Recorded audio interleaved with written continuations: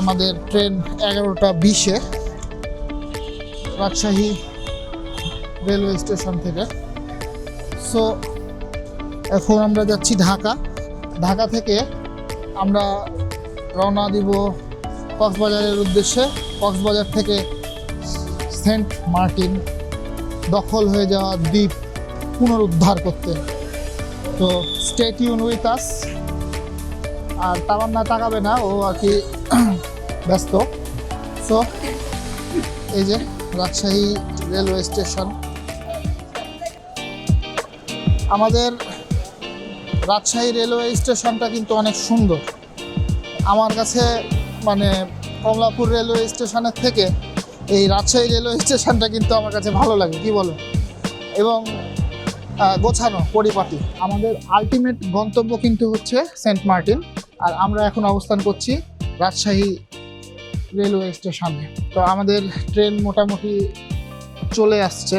এই যে একটা লাইট আমার পিছনে দেখা যাচ্ছে, এটা আমাদের ধূমকেতু এক্সপ্রেসের লাইট, এবং আমরা কিছুক্ষণের মধ্যেই ট্রেনে উঠবো।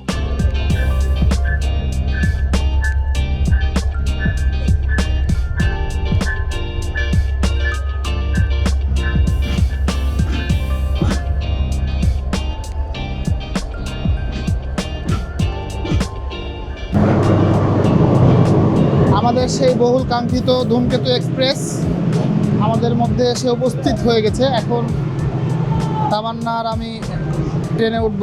এই যে আমাদের 6 নম্বর বগি, এখন আমরা উঠব ট্রেনে। যাতে করে তোমরা একমাত্র আল্লাহর উপর এবং তার নবীর উপর সর্বতভাবে ঈমান আনো। আমরা আসন গ্রহণ করেছি খুবই সুইফটলি, দৌড়ঝাঁপ করতে হয়নি, খুবই আরামসে। এখন কিছুক্ষণের মধ্যে আমাদের ট্রেনটা ছাড়বে। আমাদের ধূমকেতু এক্সপ্রেস রাজশাহী থেকে ঢাকার উদ্দেশ্যে যাত্রা শুরু করলো। আমরা খুব ভালোভাবে আলহামদুলিল্লাহ ট্রেনে উঠতে পেরেছি। সো আমরা বিশেষ ঘোষণা সম্মানিত যাত্রী সাধারণের সদয় অবগতির জন্য জানানো যাচ্ছে যে বিনা টিকিটে ট্রেন ভ্রমণ সম্পূর্ণ নিষিদ্ধ ও আইনত দণ্ডনীয়। প্রায় 6টা আমরা পৌঁছালাম ঢাকায়। ঘুমাবো।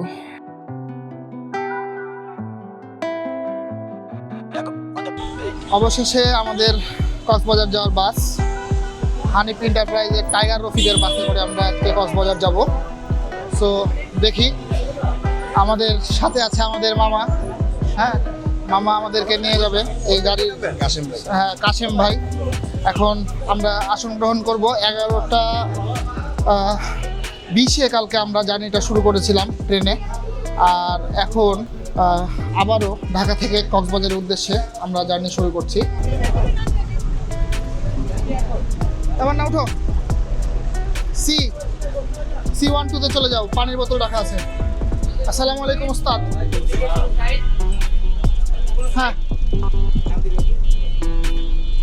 C123 চাপাই 123।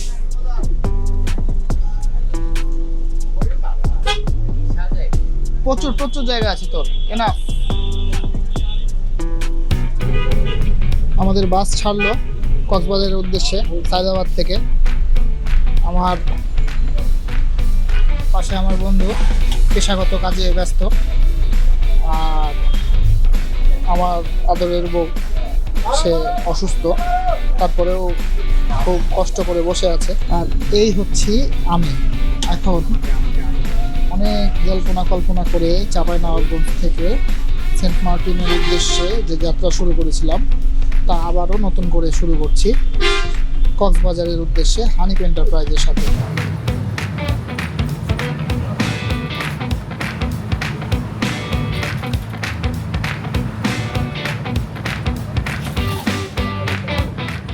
যাত্রা বিরতিতে নূরজাহান হোটেলে, আমার জন্মস্থান কুমিল্লায়। এখন আমরা খাওয়া দাওয়া করব, তারপরে আবার টাইগার রফিকের বাসে উঠবো। আসলে টাইগার ভাই যেভাবে গাড়ি চালাচ্ছে ওরে মাল খেয়ে চালাচ্ছিল কিন্তু আমরা। ওরে না লেগে থাকে এভাবে তো গাছ চালায় মানুষ জানটাই খায় করেছে। হ্যাঁ চলে যাবে। সড়ক পথে বিমানের ছোঁয়া। সবজিটা ভালোই, সবজি আর পরোটা খাচ্ছি। মানে আমরা যেহেতু জার্নিতে আছি, তামান্নাও একটু সিক, তো মশলা অ্যাভয়েড করছি। সবজি মিক্সড ভেজিটেবল, পুষ্টিকর। আবার আমি তেল সহ, ওই তেল ছাড়া, তো আরো হাইজেনিক। যা যা উঠো উঠো তাড়াতাড়ি।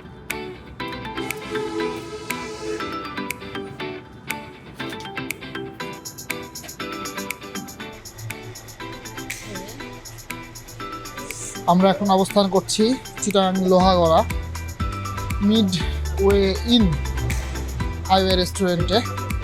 প্রয়োজনীয় কাজ সেরে নেওয়ার পর এখন আমরা এই তো আমাদের গাড়ির সামনে অপেক্ষমান, তামান্না, আমি, পরাগ আর ফাহিমি।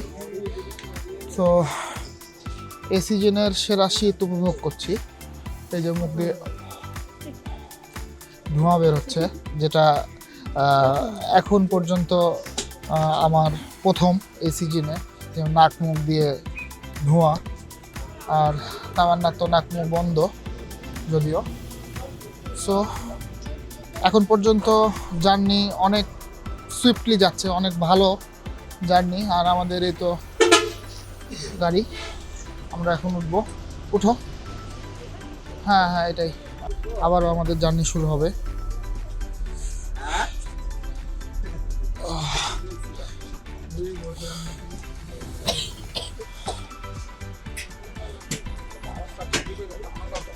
ওস্তাদ, অনেক তাড়াতাড়ি তো পৌঁছে যাবো মনে হচ্ছে।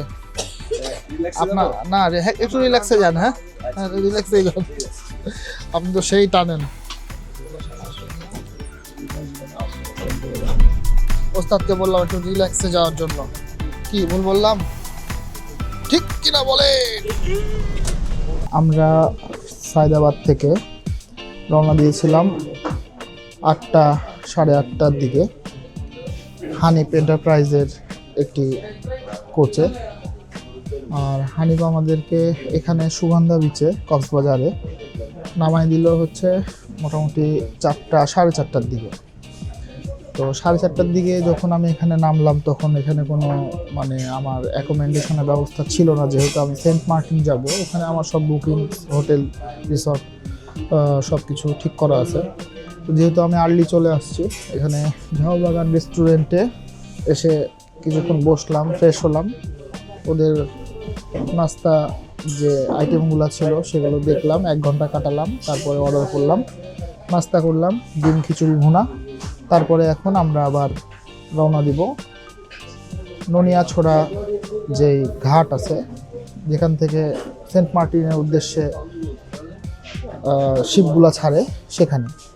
সো আমরা আর কিছুক্ষণের মধ্যেই, এখন মোটামুটি 6টা বাজতে যাচ্ছে, কিছুক্ষণের মধ্যে আলো ফুটে যাবে, ভোরের আলো। তো আলো ফুটলে আমরা ঘাটের উদ্দেশ্যে রওনা দিব এখান থেকে। সো এখানে মোটামুটি অ্যারাউন্ড আমরা 1.5 ঘন্টা পার করলাম এবং ব্রেকফাস্ট করলাম। দেখা যাক এখন শিপ কয়টায় ছাড়ে, এটা একটা বড় বিষয়।